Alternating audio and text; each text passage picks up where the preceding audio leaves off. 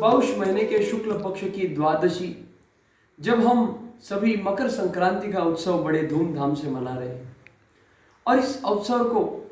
उत्सव को एक अलग रेशा, एक अलग रूपरेखा और एक अलग चित्र देने का प्रयत्न कर्मयोगी संस्था ने किया और इस उत्सव में नारायण द्वार की स्थापना, मंगलमय स्थापना हुई है। अब जैसा कि आप सभी जानते हैं कि मकर संक्रांति के शुभ दिन सूर्य नारायण भगवान दक्षिणायन से उत्तरायण में प्रवेश करते हैं और श्रीमद् भगवद गीता जी के और भगवान के अनुसार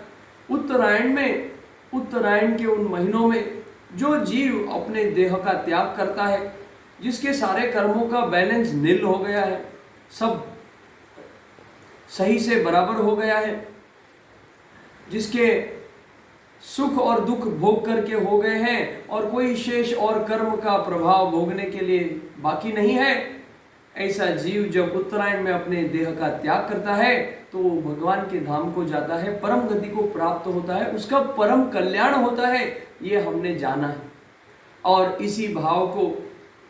भाव को मध्य में रख करके संस्था ने नारायण द्वार को स्थापित करने का संकल्प किया था। मकर संक्रांति के इस शुभ दिन जब उत्तरायण जैसे इस पर्व की प्रतीक्षा करते करते भीष्म पितामह ने भी बाणों को इतना सहन किया था, बाणों की शैया पर वो सोते रहे, उस सही समय का इंतजार करते हुए, उस सही समय की प्रतीक्षा करते हुए और फिर भगवान के धाम को प्राप्त हुए। ऐसे महावीर जब समय की इस महत्ता को, उस अवसर को जान सकते हैं, उस शुभ अवसर को जब देह त्याग करना चाहिए, तो हम इस प्रकार से मंगलमय कामना सभी के लिए क्यों नहीं कर सकते? निश्चित ही कर सकते हैं। और इसलिए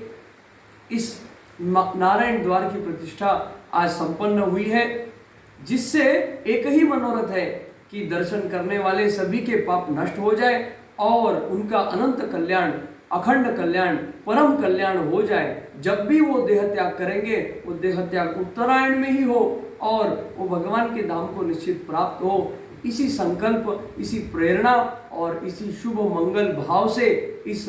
नारायण द्वार की स्थापना हुई है और आज का उत्सव बड़ा ही अद्भुत और आनंदमय हुआ जब भगवान की अर्चना पूजा की गई और इस अवसर को अतिव श्रेष्ठ बनाने का प्रयत्न किया गया, उत्सव को अतिशय श्रेष्ठ बना करके सबको लाभ देने का प्रयत्न किया गया। बस इस नारायण द्वार की यह महती है और इसकी सेवा अखंड अविरत चलती रहे और सबका अनंत मंगल होता रहे, ऐसी ही प्रार्थना है। जय श्री कृष्ण।